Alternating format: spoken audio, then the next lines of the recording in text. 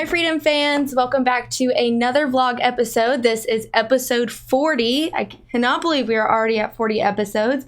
And today I'm here with another very special guest, Mr. Aaron Davis. He is our president of our Freedom Real Estate Group family of companies. We are going to be doing kind of intro video that way you guys can get to know him a little bit. Just a small background. I'll kind of introduce him a little more and then let him take it away.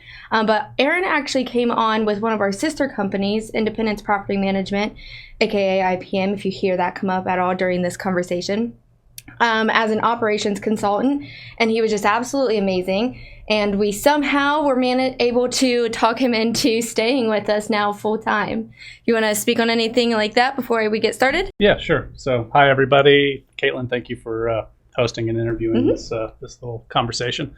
So, a little bit about my background. I got into that role, or was invited into that role in Independence Property Management because I have a business operations, experience. I run a small business that was considerably larger than IPM, and so right away there was a good fit. There were low-hanging fruit there that made sense in terms of some problems that I'd seen before.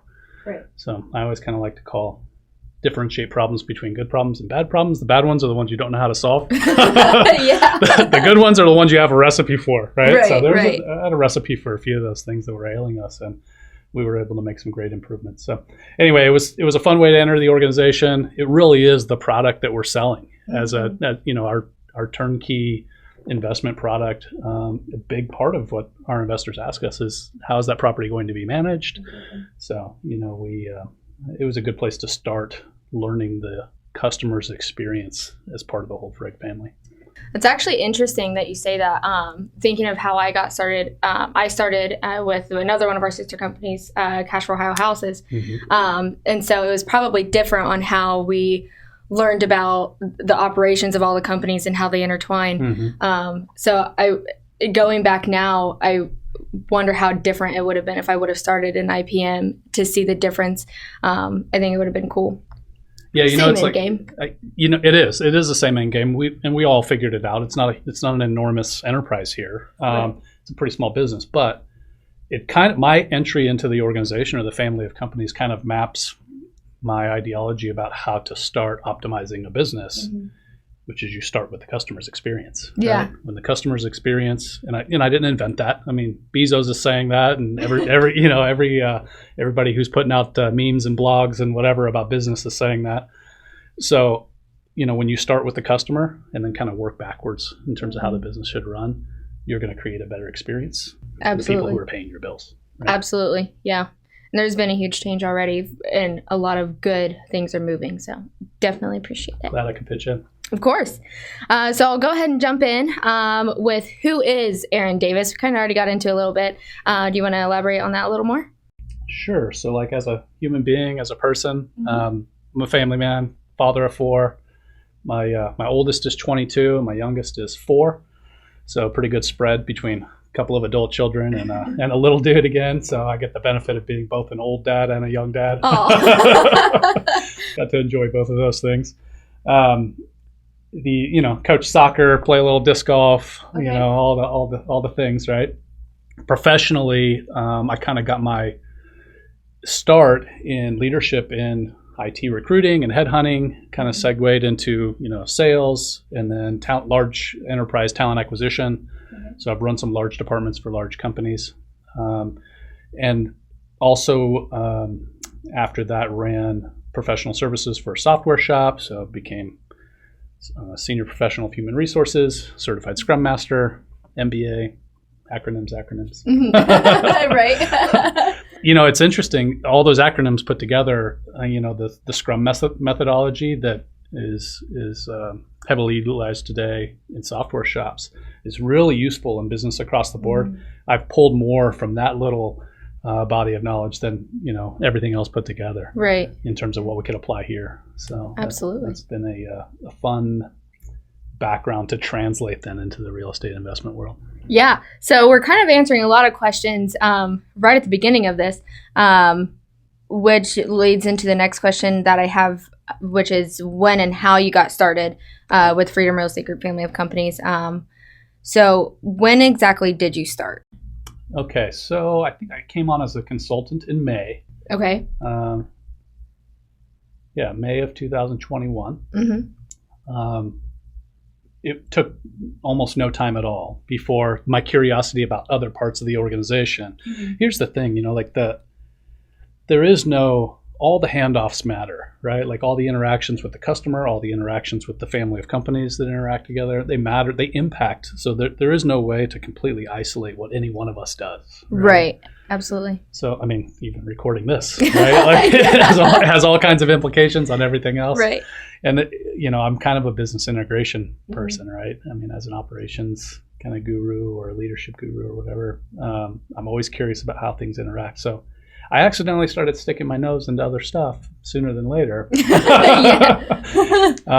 And then I guess it was sometime in August, Danny and Flip asked me to be there. And Randy really kind of was instrumental in that kind of agreement or whatever, and asked me to become the president of the Freg family of companies. Mm-hmm. It felt fitting to me. I've always been a real estate investor myself. Mm-hmm. Passively and actively. I've done a little bit of both. So now getting to apply some of my experience in like talent acquisition and software development and whatever to what has always been a side hustle is kind of cool. Because it's something that kept me energized even after a long day of work. And now I get to do it during the day. So absolutely. And that kind of that goes into previous vlogs and podcasts that we've had where we've talked about our team members are investors themselves. So I don't want to say a lot of times, but sometimes they'll start in the real estate investing industry and then become a real estate investor themselves, or vice versa. I know. So like in your example, you were an investor and now you are starting in here. So I think that puts a lot of really great perspective because you can come in here and say, okay, I've been a consumer. Now I can put that in place. Yeah, true. I find myself, one of the early projects you and I were involved in together is this whole Ivan the investor, creating a persona and defining who exactly are. And it's really easy to project myself into that because I am one of those people. But interestingly, despite that empathy, we have to be a little bit smarter about being broad in our definition because not all the real estate investing I've done, for instance, has been local to me, right? So a lot of our consumers are long distance. They're buying into our market. So there's always a different persona or angle that others will bring to the table. Mm-hmm.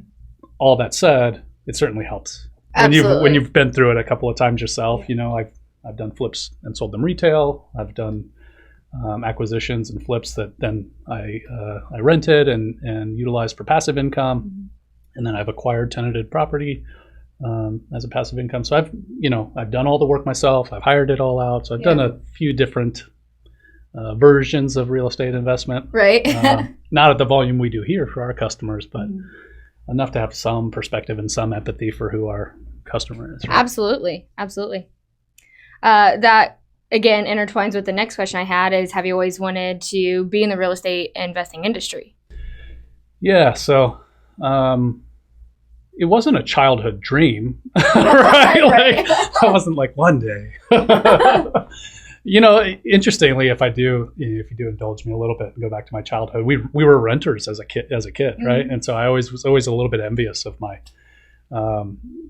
friends and connections or whatever that we had who owned property, and I think I did know some folks who were landlords and whatever, and I always thought, what I got to do to be them or whatever. So there's a little bit of lifelong connection to it. But even if you just dial back to the early days of my professional career, I've always had my hand in it a little bit. Mm-hmm. Usually just a side hustle. So you can tell a lot about somebody by what they do in their free time. And in my free time, I was a real estate investor. Yeah. So the long answer to your question is, I guess kind of. Yeah. It's always kind of been I never really, I guess the reason I hesitate is because I never really imagined that I would do it professionally until I just kind of connected with the right people, Absolutely. The right people, who were doing things that were familiar to me and were cool and needed some of the expertise that I brought from my professional life. So absolutely. I always love learning about people's backgrounds when I'm asking these questions because we don't really get to do this a whole lot. True. So I kind of getting a benefit here compared to a lot of other people. Yeah, I you get to probably ask know these everybody questions. more than anyone. Yeah, Right? so I love doing these. I know earlier you were saying it's kind of hard to say exactly what you do, just because all of the companies work together in one way or another. So this may be a little bit of a tougher question on what exactly do you do now that you are the president of the Fred family of companies. Yeah, it's not as hard as you would think. It's like a lot of things. It's easy to say, it's hard to do. Yes. Right? Yes. like, yeah. Like, well, building a house, you just put the foundation and you frame it, and whatever. It's easy to say and hard to do, right? Exactly. So it's not that hard for me to say what I do, but it starts with it's kind of simple. First, we define what needs to be accomplished, and the next step between there, the step between there and the next step, is where a lot of times we miss. It's then figure out how we measure whether or not we've done that well. Okay. Right? Yeah, absolutely. And then from there, the real hard work begins. And you've been party to some of these conversations and meetings and tasks and stuff that we're getting engaged in. Creating a hard coding, a healthy feedback cycle that then enables us to continually improve that measurement. Yeah, absolutely. And I would say if there's any one consistently themed thing I do, it's that. It's improving and optimizing the feedback loop from our customer base first, because that's where we start. And then secondly, and also very importantly, our team, right? I'm a big believer in, I don't think that I'm going to bring to Freg all of the answers. I have a background in software, I have a background in personnel, I have a background in like operations, leadership, or whatever, with some real estate stuff on the side. I don't think that matters that much because I'm a big believer in the collective intelligence of a group. Both our customers, there's hundreds of them, right? Thousands of them, depending on who we all count, they know a lot. And if we're asking them the right way, the right questions, they're going to inform us of the right answers, right? Yep. Same is true for this team. Like collectively, we don't have to go to Randy, say, hey boss, what should I do about this and that? If we figure out a good way to collectively inform how the operation should run, it's going to be, multiple times better than a single owner making decisions from the top down, or a single leader making decisions from the top down.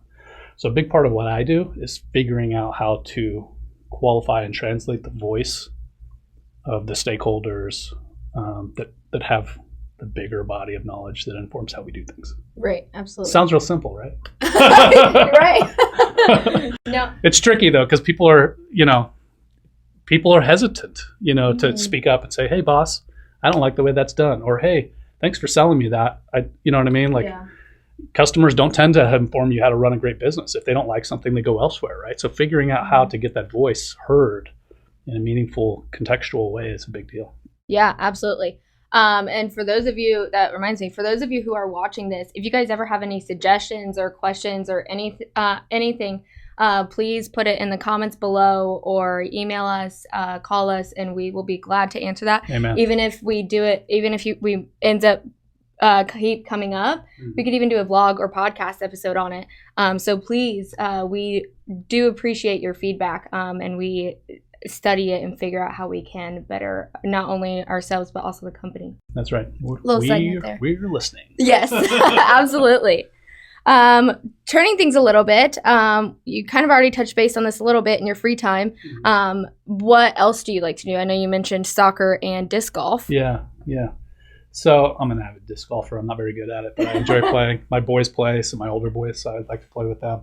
And, I don't know if, you start coaching because the rec league says, oh, we need more coaches. And the next thing you know, you've been doing it for a decade. That's me. That's me. So like, there's actually a drawing on my fridge right now that this little 4-year-old girl gave me at soccer practice on Saturday.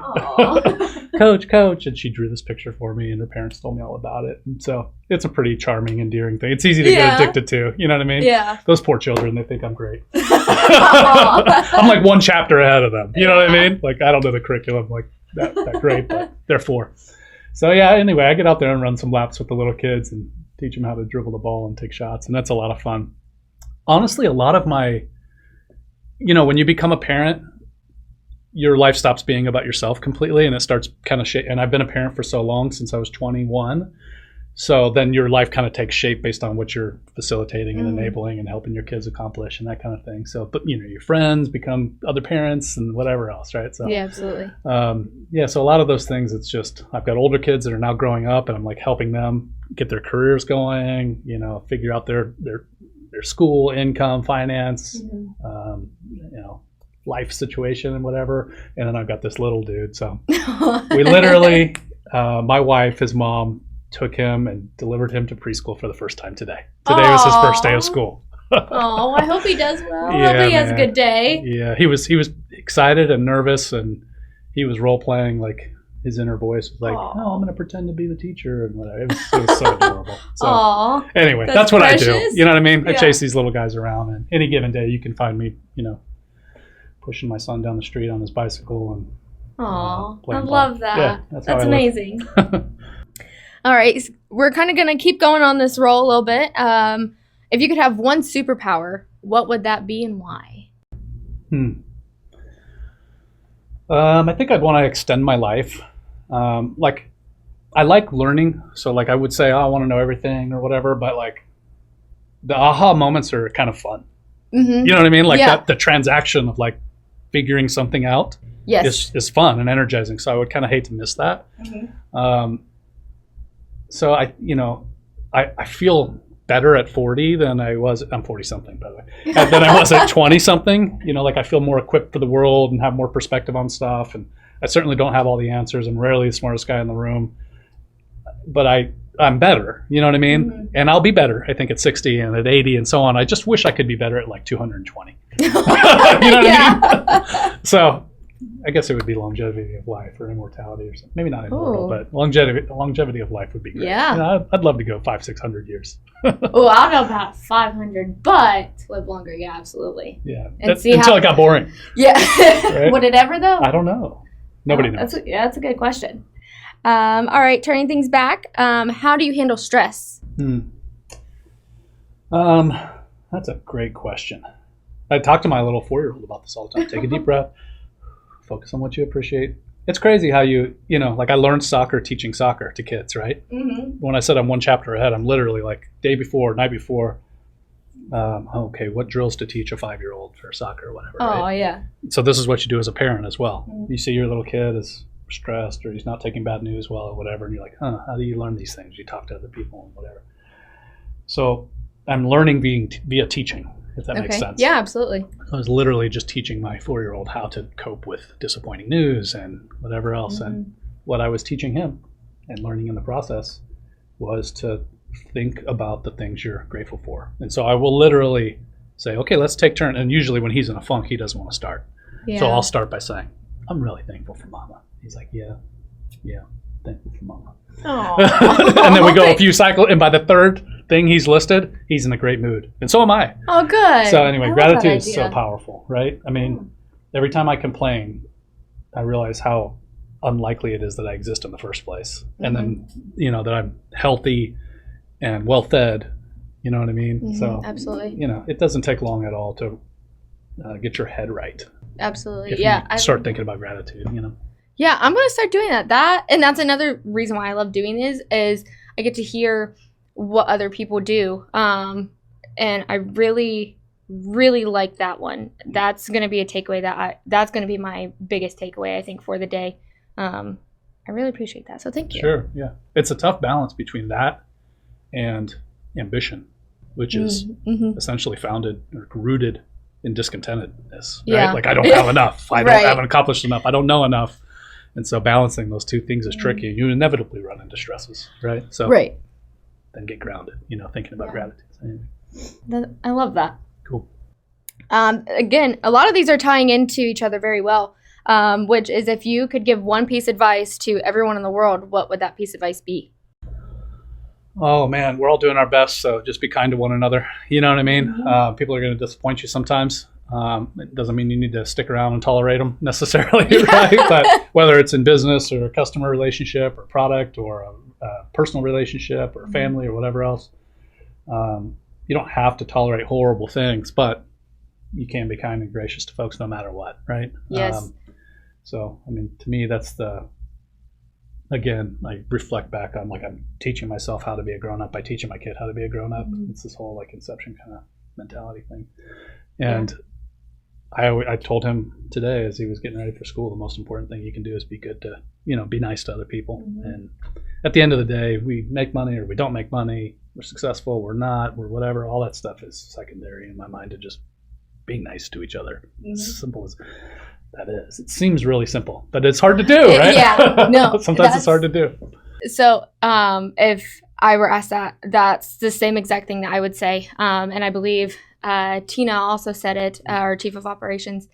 And growing up, my stepdad, he was a real estate investor himself as well, owned a construction company here in the Dayton area.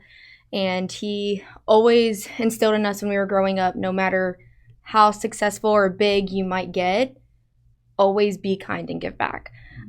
So that is, and even lately, more so lately, that is my biggest thing, is just be kind.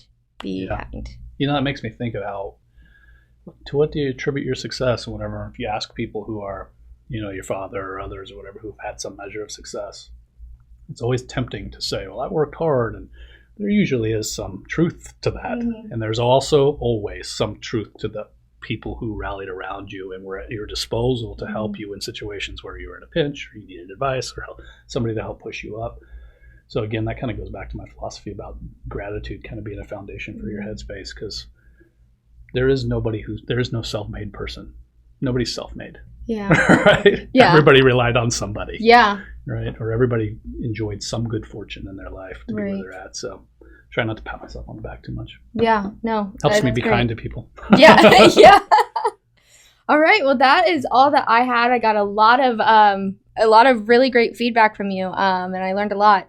But before we go, is there anything else that you want to add? Oh, it was a great Q&A session. I guess I don't have anything. Customers were listening. Yes. Team, we're listening, and hopefully we'll get better at listening and improve the way we run things here. Absolutely. Well, that's all that we have for you guys today. You may not know this, but we will be doing future podcasts with you. Oh, yeah. I think I did see that. Yep, and probably some other vlog episodes. I know you mentioned Ivan's process map. That is going to be an upcoming podcast, I believe. We decided to do podcast on it. That way you guys can understand it a little more. We'll get into that. That will be a very good episode. Yeah, I'm looking forward to that. That will be on our podcast, which is Real Talk, which is Real Talk for Real Estate Investors. And that's all that we have. As always, remember to invest smart and live happy. Bye, guys. Nothing on this show should be considered specific personal or professional advice. Please consult an appropriate tax, legal, real estate, financial, or business professional for individualized advice. Opinions and information on this show are not guaranteed. All investment strategies have the potential for profit or loss.